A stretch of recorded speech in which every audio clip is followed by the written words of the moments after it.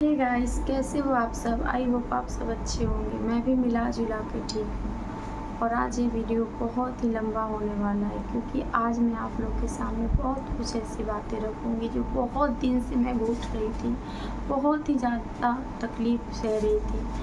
पता है दोस्तों, मतलब मैं क्या क्या बताऊँ। एक एक चीज़ ऐसे होते हैं ना, जो मन में बात होते हैं ना, उसे शब्द ही नहीं मिल पाता है कि मैं किस तरह से इन चीज़ों को रखूं।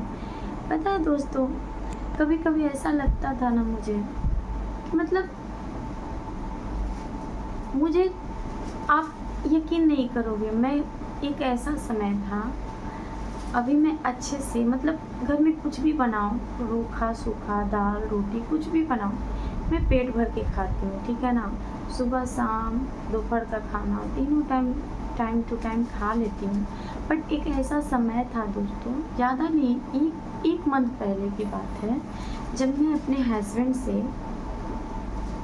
मिलने गई थी ना लास्ट टाइम, उससे पहले तक की बात कह रही हूँ। जब उनसे मैं मिल ली ना, उनका नेचर बिहेवियर इस तरह से मैंने चेंजिंग देखा ना, अपने लिए इतनी नफ़रत देखी ना, मैं अपने पति की आँखों में खुद के लिए इतनी नफ़रत, इतनी। और पता है, मैं सोच रही हूँ कि ये नफ़रत क्यों, आखिर क्यों है इतना, मुझसे इतना नफ़रत क्यों। फिर मैंने सोची कि ठीक है, मुझसे नफ़रत है क्योंकि मैं रास्ते का रोड़ा हूँ, तो मुझसे नफ़रत बनता है, ठीक है ना। लेकिन मेरे बच्चे से, एक 4 साल के मासूम बच्चे से इतना ज़्यादा नफ़रत, उसके हर एक चीज़ में खोट निकालना, उसके हर एक बातों में अपनी, क्या मतलब एक बच्चे को कैसे अपनी सोच को थोपा जाए, उस मेरे पति से सीखी है, ठीक है ना। मतलब वो 4 साल के बच्चे में भी खोट निकाल दे, 1 साल की बच्ची में भी खोट निकाल दे। फिर मैंने खुद को समझा लिया दोस्तों कि नहीं, मैं ही गलत थी जो ऐसे इंसान के सोच बदलने के लिए चली थी, ऐसे इंसान से प्यार की उम्मीद रखी थी, ऐसे इंसान से रिश्ते निभाने की उम्मीद रखी थी। क्योंकि मैंने बोला ना, इतना नीचा, क्या हाउसवाइफ जो होती है, हाउसवाइफ होती है क्या, उसकी इज्जत नहीं होता है। अब तक तो मैं हाउसवाइफ ही थी, और जिससे वो जुड़ा है वो औरत भी तो हाउसवाइफ ही है, लेकिन उसके प्रति तो उसका लगाव, उसका प्रेम, स्नेह सब कुछ है।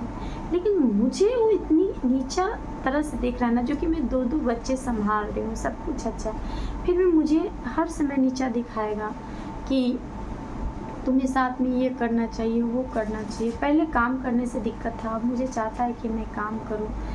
तो मुझे एक चीज़ रियलाइज़ हो गया है दोस्तों, कि वो इंसान ना मुझे ना किसी हालत में ना अपने लाइफ में देखना नहीं चाहता है।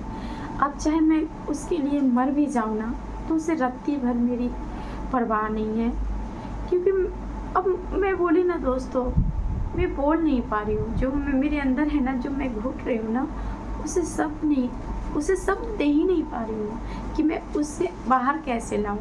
क्योंकि देखिए, पति पत्नी का रिश्ता एक विश्वास की डोर पे रहता है, और ऐसा नहीं कि पति पत्नी में झगड़ा नहीं होता है, हर पति पत्नी में झगड़ा होता है, हर प्यार करने वाले में झगड़ा होता है यार, झगड़ा होता है। पति पत्नी में क्यों झगड़ा होता है? क्योंकि एक दूसरे का अधिकार होता है, रोकना टोकना। जब तक आपकी पत्नी या आपके पति आपको रोक रहे हैं, टोक रहे हैं, चीज़ों के बारे में बोल रहे हैं, तभी तक वो आपके अपने हैं। जिस दिन वो रोकना टोकना बंद कर दिया ना, उस दिन आप सोच लीजिएगा कि वो आपसे कहीं ना कहीं दिल से दूर हो गए हैं, ठीक है ना।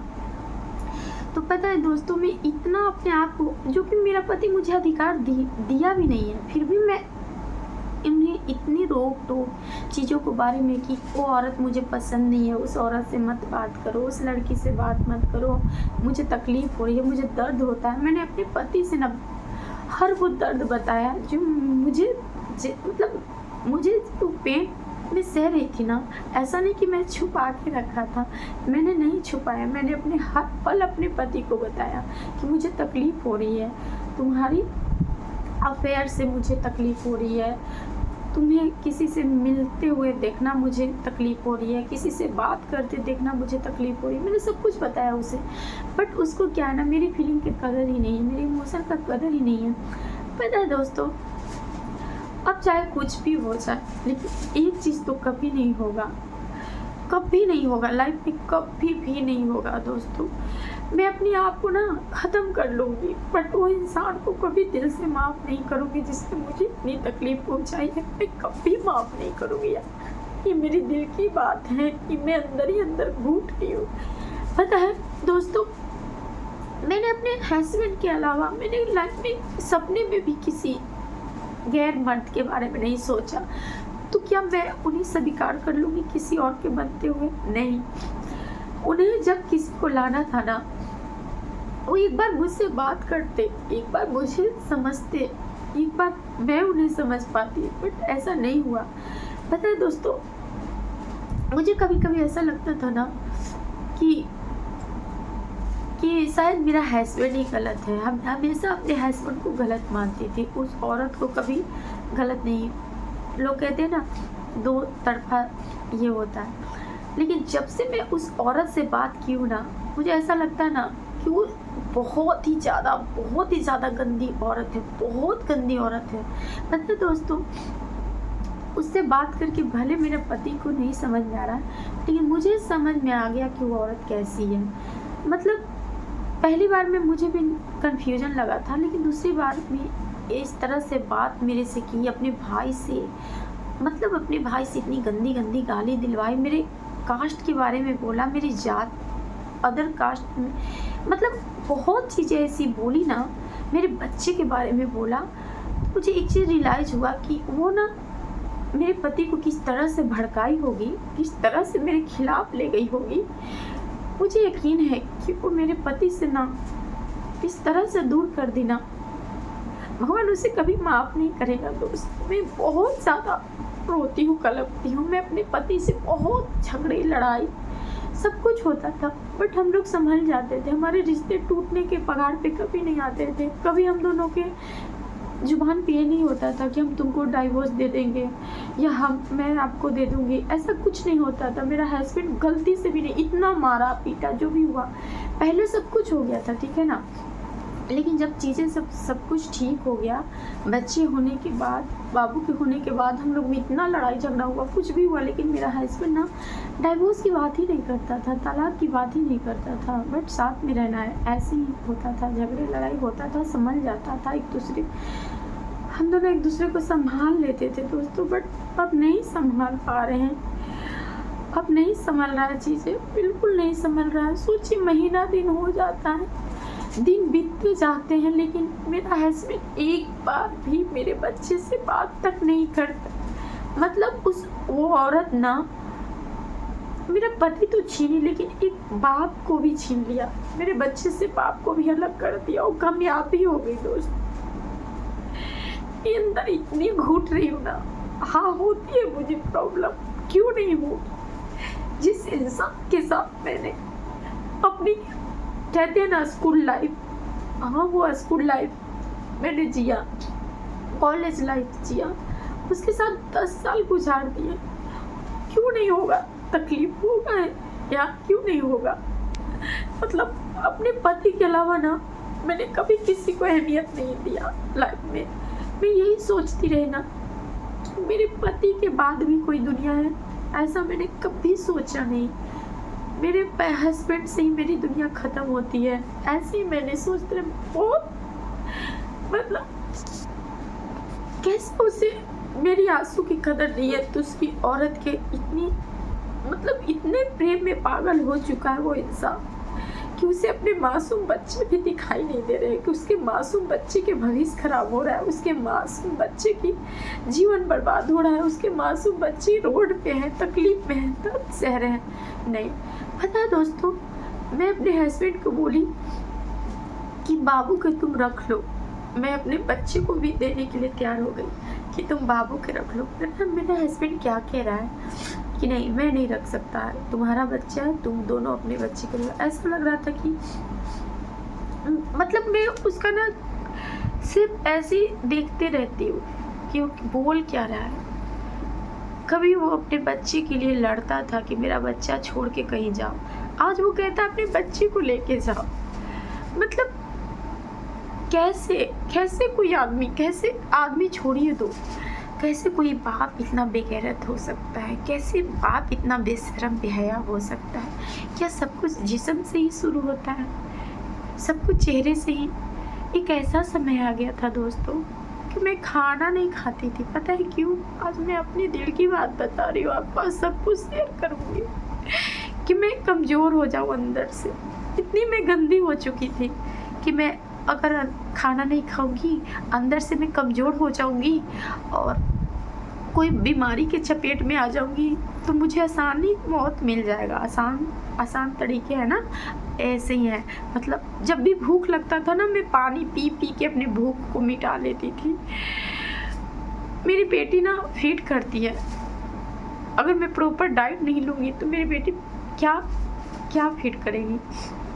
लेकिन फिर भी मैं ये सब चीज़ों के बारे में नहीं सोचती थी। मैं अपनी बेटी के बारे में नहीं सोचती थी कि मेरी बेटी भी तो कुछ नहीं खाती है, प्रॉपर मेरे पे है।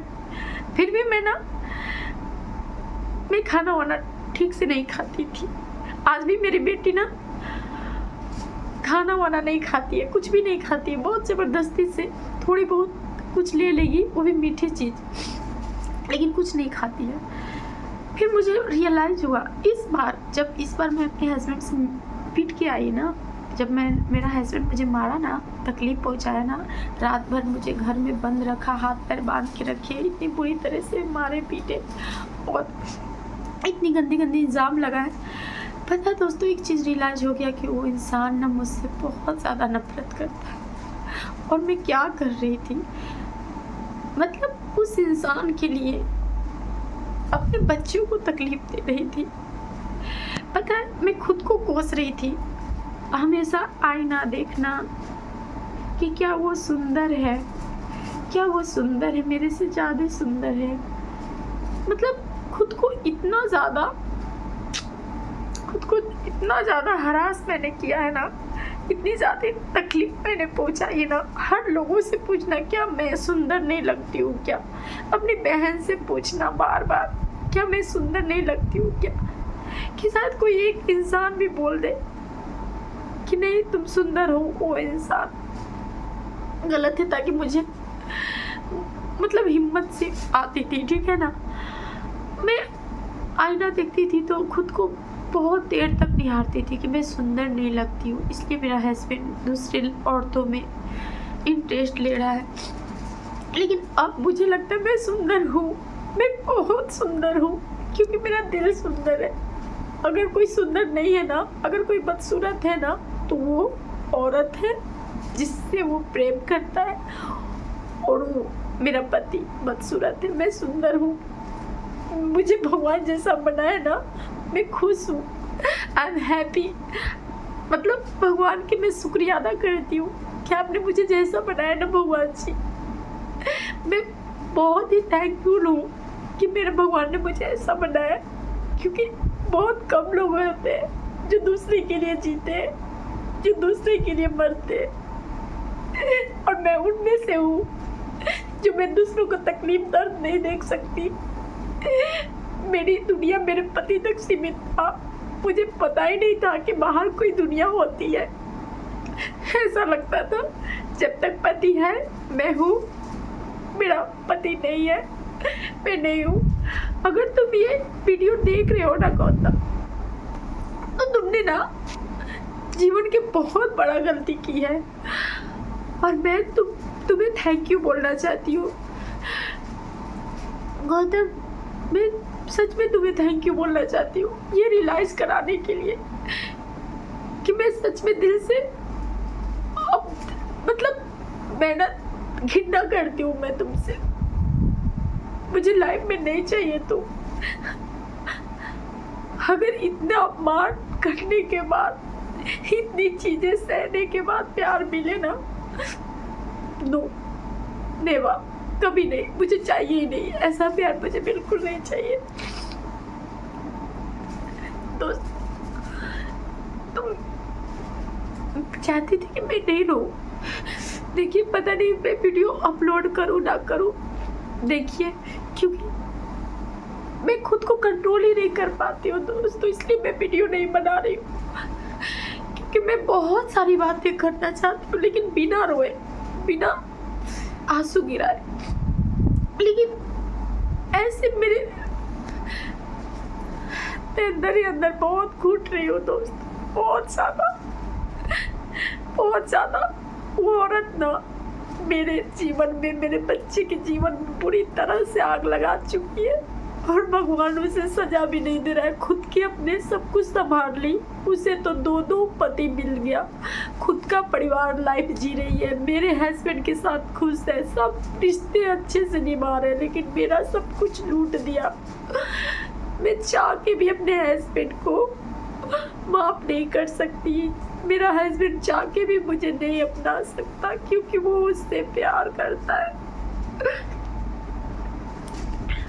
सोचिए मेरे लिए कितना मुश्किल होगा अपने हस्बैंड से ये सुनना।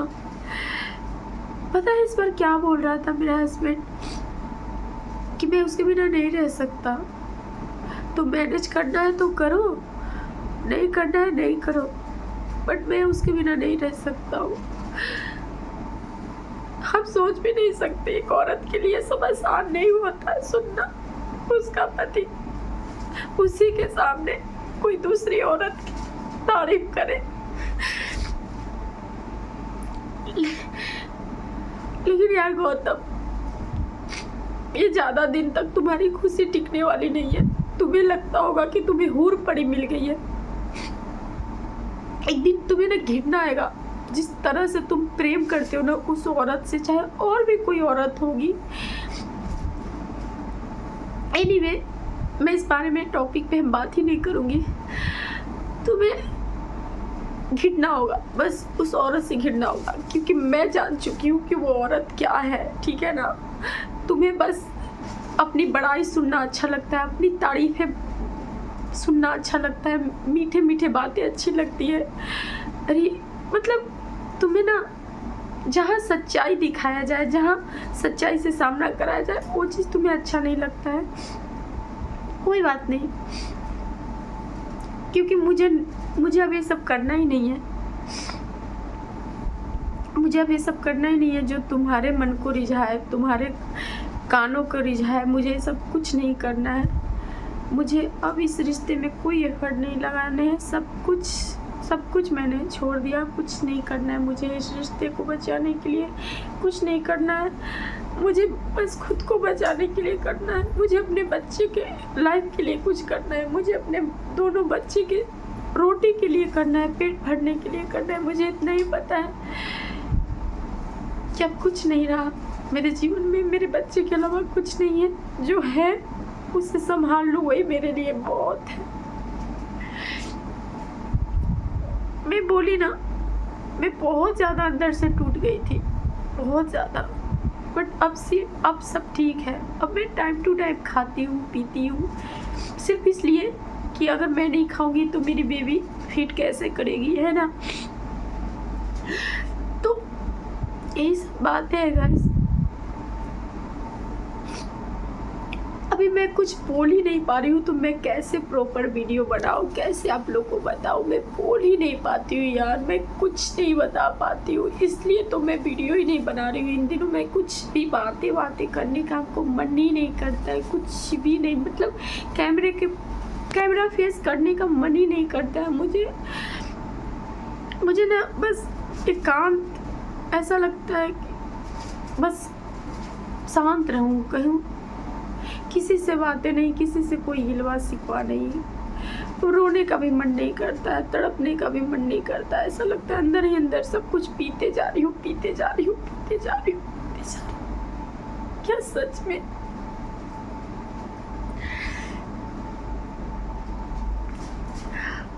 इंसान चाहे नहीं चाहे, लेकिन जिसके लिए, जिस कारण के वजह से आदमी रो रहा है, बिलख रहा है, तड़प रहा है ना, वो तो लगेगा ही लगेगा। आप जैसा कर्म करोगे वैसा पाओगे ही पाओगे। कभी ना कभी आपको कर्मा जरूर मिलेगा, उस औरत को भी मिलेगा। आज भले उसके लाइफ में अच्छा सब कुछ चल रहा है, बट हमेशा नहीं चल पाएगा। कहते हैं ना, पाप का ज़्यादा दिन नहीं चलता है। मैं बोल ही नहीं पा रही हूँ दोस्तों, मैं बोल ही नहीं पा रही हूँ। मैं बस यही लगता है मुझे कि आप लोग ना मेरे लिए प्रे करो, मुझे दुआ दो कि मैं अपने बच्चे के लिए हमेशा खड़ी रहूं, क्योंकि मैं इतनी ज़्यादा मेंटली हरास हो चुकी हूँ ना, इतनी ज़्यादा कि आप सोच भी नहीं सकते, कोई भी नहीं सोच सकता यार कि मैं अंदर से कितनी टूट चुकी हूँ, बहुत ज़्यादा टूट चुकी हूँ, बहुत ज़्यादा। खुद को मैं कमियां निकालने लगी। मैं एक ऐसा समय आ गया ना जब वो गलत रास्ते पे जा रहा था तो उसमें कमियां निकालना चाहिए था ना, मैं खुद में अपनी कमियां निकालने लगी कि क्यों मुझे छोड़ रहा है, क्या हुआ क्या नहीं हुआ। बट अब ऐसा नहीं है गाइस, अब ऐसा नहीं है। मैं खुश तो नहीं हूँ, पर जैसा है जो भी है, इस सच्चाई से मुझे सामना करना है। वो इंसान मेरे साथ नहीं रहना चाहता है, उसकी मर्जी। वो तो अपने बच्चे के साथ भी नहीं रहना चाहते हैं। मैं बोली ना, अपने बच्चे के साथ भी वो नहीं रहना चाहते हैं। क्या कर सकते हैं दोस्तों, एक पति पत्नी में तभी सब कुछ हो जाता है ना जब वो आ जाए, तीसरा कोई आ जाएगा ना, लाइफ पहले जैसा नहीं रहता है यार, सब कुछ ख़त्म हो जाता है। वो ट्रस्ट, वो प्यार, वो विश्वास, वो इंजॉयमेंट जो एक दूसरे के लिए रहता था, उनको सब कुछ बिखर जाता है, सब कुछ ख़राब हो जाता है यार। इसलिए कभी भी हमें कोई भी शादीशुदा जेंट्स हो या लेडीज़ हो, मैं बस एक ही सलाह दूंगी यार, प्लीज़ आप दूसरों के लिए अपना घर कभी मत चलाओ, कभी मत चलाओ। जब तक वो खुश है आपके साथ, जब तक आप उसे खुश रख रहे हो, तभी तक रिश्ता चल रहा है। जिस दिन आप उस पर अधिकार जताओगे, उस दिन रिश्ता ख़त्म हो जाएगा। और जब रिश्ता ख़त्म होगा, आपको जब तीसरा कोई आपको आपकी औकात दिखाएगा ना, तब आप दूसरे अपनी पत्नी के भी पास जाने लायक नहीं रहोगे। क्यों? क्योंकि आप उसके दिल से भी दूर हो चुके होंगे। इसलिए अपनी पत्नी को दिल ना दुखाएं, या कोई भी पत्नी हो जो अपने पति का दिल दुखा रही हो तो अपने पति का दिल ना दुखाएं, अच्छे से प्रेम से रहें। मैं यही कहूँगी, एक किसी का लाइफ में ना ऐसा दिन ना है यार जो मेरे साथ हुआ है ना। कोई भी मतलब जो भी लड़की सब लव मैरिज करती है, बहुत सारे सपने संजोती है, ये करना है वो करना है, उसके साथ ऐसा हो जाए ना। मैं तो अपना घर की हूँ ना घाट की हूँ दोस्तों, मेरे अंदर अब उतना हिम्मत भी नहीं है। पहले मुझे खुद को ठीक करना है, पहले खुद को संभालना है, फिर अपने बच्चों को संभालना है। अदरवाइज पता नहीं क्या होगा, नहीं होगा।